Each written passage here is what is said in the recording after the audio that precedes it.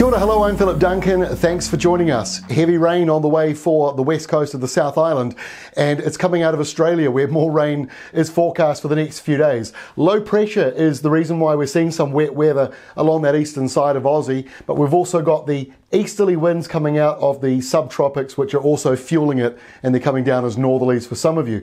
So a double whammy of rain, and then that's going to slide across over to New Zealand. Again, this is showing the relative humidity, which you can see at the highest levels in the brighter blue. So as we go on towards tonight, which is when this map is, as you can see, the humidity levels lift up around the North Island and the west coast, and clearly along the eastern side. But here, the slightly orange shading, that means very dry airflow, thanks to that southerly, and that's also why the temperatures are down across a large portion of Australia at the moment.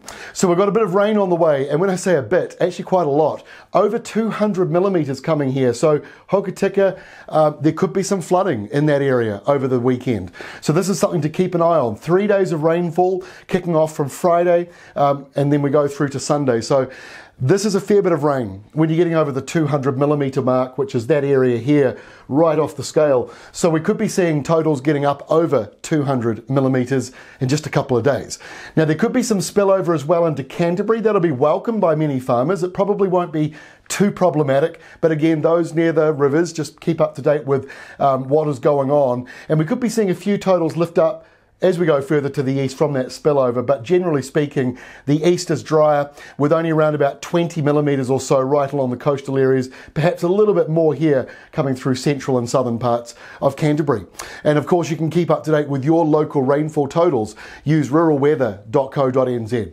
Okay, here's the forecast. So we get into Friday. High pressure is still over the North Island, and the winds are picking up in the south, these nor'westers, as rain continues around New South Wales in particular and ACT with some heavy falls.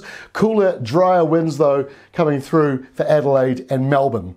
As we get into the weekend, that rainmaker from Australia finally sort of detaches itself from Australia as we go through the day. Maybe not until even nighttime for some of you, and then that rain moves into the west coast. Now remember, subtropical as well, so that's the reason why we're seeing those totals lift up on the west coast. Slow moving, stuck in one place, and as you can see, some of it does spill over there into Canterbury as well.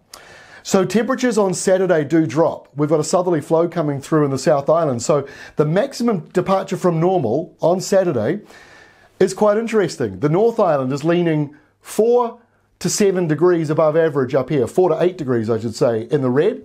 In the South Island, the blue and the pink there at the other end, 4 to 8 or even over 8 degrees below average. So what an extreme difference from South Canterbury to, say, Hawke's Bay. So you will certainly notice the temperatures down on Saturday around the South Island as that southerly change comes through. Now on Sunday, there isn't a great deal of change. The rain is stuck over there, might be patchy and light for Canterbury, but over on the west coast, those heavy falls remain around Hokitika, continuing on, stuck in that same place. As you can see, it's not overly widespread. Fiordland doesn't look as though it's as wet, and Taranaki doesn't look very wet. So quite a narrow line of rain coming through and stuck there all in the same place. And by the way, still showers around the eastern side of Australia right through into Sunday and even into Monday. Still a few more lingering just up here north of Brisbane, a couple of showers inland. Otherwise, most of Australia dry by the start of next week. Now in New Zealand, we've still got a few showers moving further up now into the North Island, but the North Island's still mostly dry, stuck under high pressure. And our final map for Tuesday, more showers along the eastern side of Australia, another area there of low pressure. And in New Zealand, high pressure to the south means we've got showers moving up into the North Island, but the South Island still remains cool with a southerly flow coming through for you there. So this is not your normal La Nina. This is what we keep saying. La Nina is measured way up here. So we're halfway to Antarctica, which means when La Nina is only a moderate one like it is at the moment, it's not a very powerful one, that means that we may not be always impacted by it. But certainly at the moment, Australia's eastern side is. That is all from me. We'll see you on Friday with our next update.